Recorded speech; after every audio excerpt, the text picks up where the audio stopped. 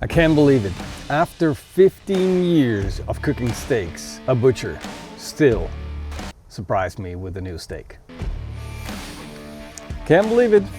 And since there is a good chance that it's not just me, but you probably also haven't heard about this steak, I thought we'd just grill this thing up together. And of course, I'm going to compare it with a couple of benchmarks.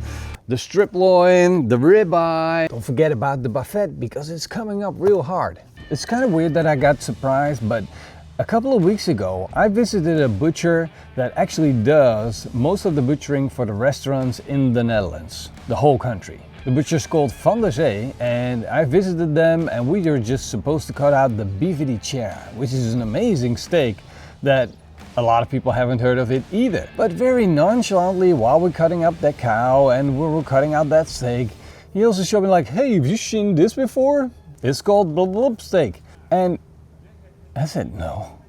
Well, why are you telling me this now? And he's like, yeah, well, it's there, but yeah, we don't sell it because there's not enough of them. And this blew my mind. From the steaks, there's basically not enough kilograms of it on a cow to be actively selling it to restaurants or to shoppers to have it make financial sense. I mean, I do get it if it doesn't make any financial sense, but then just do it for, I don't know, the fun of it.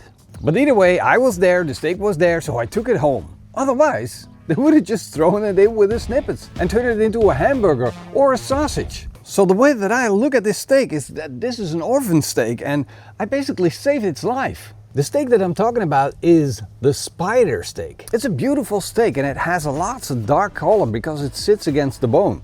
And it's called a spider steak because the intermuscular fat looks like a spider web. It's really flat and the surface is not bigger than a ribeye. And there's only 2 of them in a cow. This steak actually sits on the inside of the cow's leg against the bone. It's basically pressed against it and it's super flat and it falls into the bone almost. And if you don't take it out or you put it into scraps, it's not even a steak. But now we have it. Okay, let's put a little bit of seasoning on this. I'm gonna put a little bit of olive oil on. It doesn't really need much because there is plenty of intermuscular fat, but we can't also cook it for long enough. So I really need to be short with this, and that's why if I add a little bit of fat on the outside, it will help caramelization start in earlier instead of keeping it on the grill for a longer period. I'm also gonna put on a little bit of Pitmaster Texas barbecue seasoning. Basically the best steak seasoning you're ever gonna find. And now I'm gonna let this sit for about 10 minutes while we fire up the barbecue.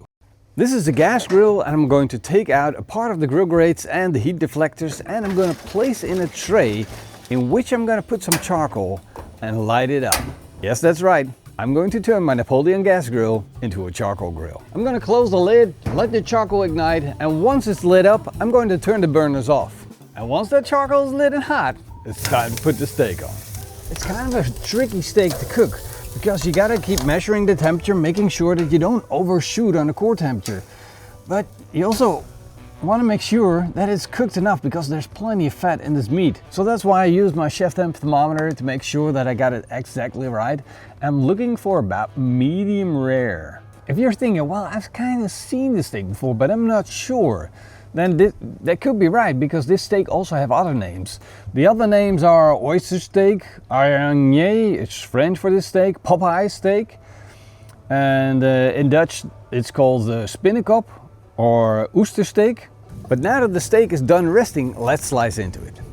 It kind of feels like a tough cut and it's kind of tough to cut it against the grain too because apparently the grains run in all kinds of directions.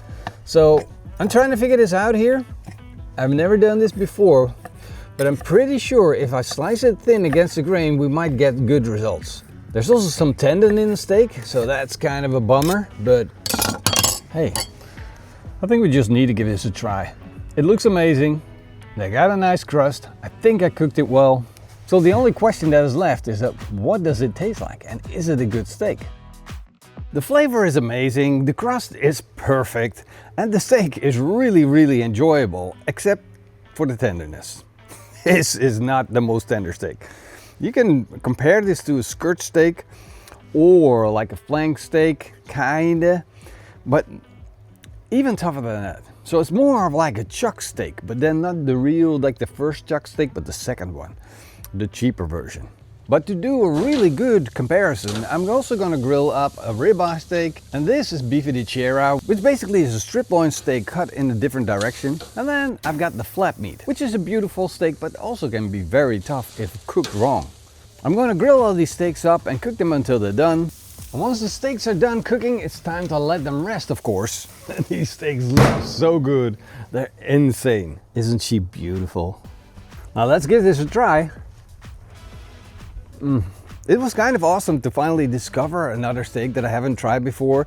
And yeah, I'm really happy about it. But is it going to be the one? No, it's not going to be the one. It's not the big secret that's been hiding for all these years. And it's not the golden nugget. That's definitely not it. But it is definitely a nice steak to have, or like an extra something if you cut up a cow anyway.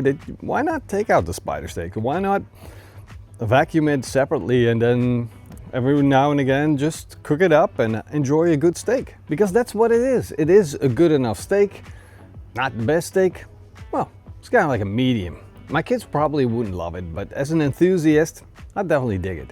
Hope you guys enjoyed this video. If you did, then leave me a big thumbs up and a comment down below. See you in the next one. Until then, eat smakelijk and keep on grilling.